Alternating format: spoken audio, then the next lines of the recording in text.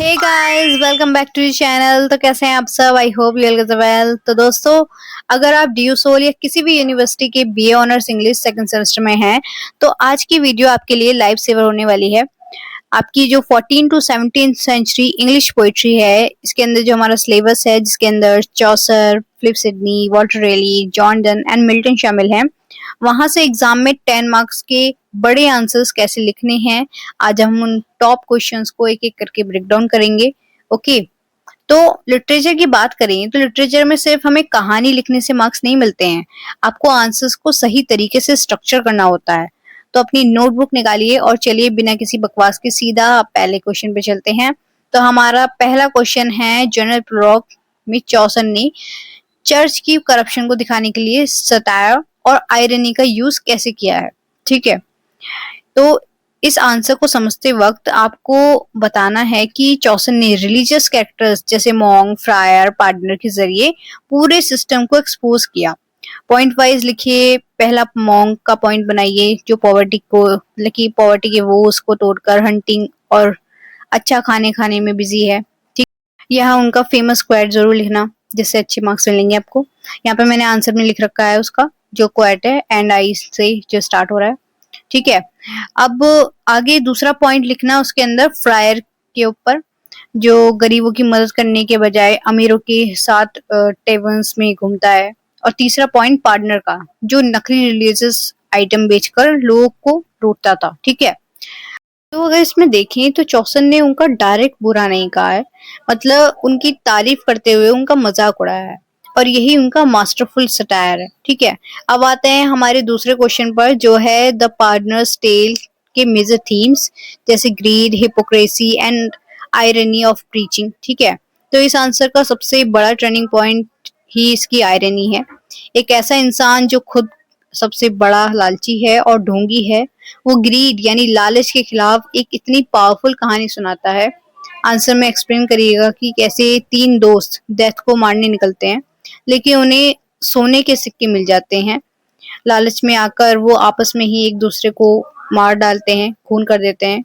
तो उनका डेथ को ढूंढने निकलना और खुद ही मौत के मुंह में चले जाना, ये इस कहानी का सबसे बड़ा मोरल लेसन है और आयरनी है। ठीक है, और इसके बाद जो तीसरा क्वेश्चन है हमारे सिलेबस का, ये है सर फिलिप सिडनी का सोनेट 1 फ्रॉम एरिस्टोटल। इसमें दो चीजों का बैलेंस दिखाना है, एक उनका लव यानी अधूरा प्यार, और दूसरा उनका राइटर ब्लॉक। ठीक है, तो पोएट अपनी लवर को इम्प्रेस करने के लिए शायरी लिखना चाहते हैं, लेकिन उसे समझ नहीं आ रहा है कि शुरुआत कैसे करें। वो दूसरे पोएट्स की कॉपी करने की कोशिश करता है पर फेल हो जाता है। आखिर में उनकी जो म्यूज है यानी उनकी इंस्पिरेशन उन्हें कहती हैं, fool look in thy heart and write, यानी नकल छोड़कर अपने दिल से लिखो। ये आखिरी लाइन आपको आंसर में कंक्लूजन में जरूर लिखनी है। ठीक है, इससे आपको अच्छे मार्क्स मिलेंगे। दूसरा जो है हमारा फोर्थ क्वेश्चन, वो है सर वॉल्टर रेली की poem the passionate man pilgrimage से। तो ये पोएम उन्होंने तब लिखी थी जब उन्हें मौत की सजा दी गई थी। ठीक है, मतलब सुनाई गई थी और वो जेल में थे।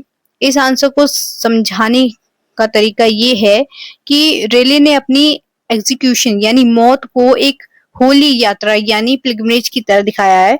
वो अपने सोल के लिए फेथ का स्टफ और पीस के शूज मांगते हैं। इसमें सबसे बड़ा पॉइंट है अर्थ के अर्थ के करप्ट कोर्ट सिस्टम और हेवन के सच्चे कोर्ट सिस्टम का कंपैरिजन। ठीक है, तो रेले कहते हैं कि धरती पर पैसे से जस्टिस खरीदा जा सकता है, लेकिन भगवान के दरबार में हमारे लॉयर खुद क्राइस्ट हैं, जहां कोई रिश्वत नहीं चलती है। ठीक है, अब चलते हैं जॉन डन की सेक्शन पर, जहां से 3 क्वेश्चन बनते हैं, क्वेश्चन 5, 6 एंड 7। तो डॉन को समझने का मतलब है उनके मेटाफिजिकल विट को समझना। तो क्वेश्चन 5 है द सन राइजिंग पर। इसमें डॉन ने ट्रेडिशनल कोर्टली लव को पूरी तरह बदल दिया। वो सूरज को बिजी ओल्ड फूल यानी एक बूढ़ा बेवकूफ कहते हैं और उसे डांटते हैं कि वो उनके बेडरूम में क्यों आ गया। डॉन का कहना है कि उनका प्यार सूरज के चक्कर काटने से बड़ा है। ठीक है, और अगर सूरज उनकी मिस्ट्रेस और उनके बेड पर चमक रहा है तो समझो वो पूरी दुनिया पर चमक रहा है। ठीक है, इस तरीके से वो बोलते हैं। अब 6 जो क्वेश्चन है वो बनता है द कैनोनाइजेशन पर। इसमें डॉन ने रिलीजियस वर्ड्स का यूज सेकुलर लव को डिफाइन करने के लिए किया। वो कहते हैं कि उनका प्यार किसी को नुकसान नहीं पहुंचा रहा है, इसलिए दुनिया को उन्हें छोड़ देना चाहिए। वो और उनकी लवर एक दूसरे के प्यार में मार्कर फ्योनिक्स वर्ड की तरह दोबारा जन्म लेते हैं, और अगर उनकी लव स्टोरी हिस्ट्री बुक्स में नहीं आई तो उनकी पोएट्री उनकी होली टेम्पल बनेगी, जहां लोग उन्हें सेंट्स ऑफ लव की तरह पूजेंगे। ठीक है। दूसरा क्वेश्चन है 7th द गुड मोरो पर, जो एक परफेक्ट लव सॉन्ग है। इसमें फिजिकल और स्पिरिचुअल अवेकनिंग को दिखाया गया है। डॉन कहते हैं कि तुमसे प्यार करने से पहले मेरी जिंदगी एक बचकानी नींद जैसी थी। सच्चा प्यार मिलते ही उनकी सोल जाग गई है। यहाँ वो जियोग्राफी और मैप्स का कॉन्सेप्ट लेते हैं। वो कहते हैं कि को डिस्कवर्स को नए वर्ड्स ढूंढने हो, मतलब कि ढूंढने दो। हमारे पास तो हम दोनों का अपना एक सेल्फ कंटेन यूनिवर्स है जो कभी मर नहीं सकता। ठीक है, ये कहते हैं वो। तो इसके मतलब इन क्वेश्चंस के थ्रू आपकी रिवीजन भी हो रही है, और मैंने यहाँ पे ये पीडीएफ भी दे दिया है। ठीक है, और पीडीएफ की लिंक मैंने डिस्क्रिप्शन में दे दिया, आप वहां जाके रिवाइज कर सकते हैं। ठीक है, इससे आपको काफी हेल्प मिलेगी।